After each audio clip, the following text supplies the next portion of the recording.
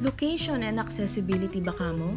Welcome to Sydney Oasis by Philinvest. Sydney Oasis is positioned along Aguinaldo Highway. Few minutes lang nasa Cavitex ka na, making travel time to Manila and airport much faster and more convenient.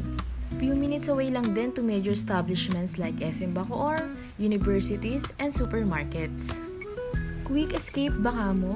Mabilis na drive lang, mararating mo na ang Tagaytay at nagagandahang beaches ng Batangas. Today, we are stepping inside a 2-bedroom unit right here at Sydney Oasis, Bacoor. This unit is around 40 to 55 square meters depending on the layout.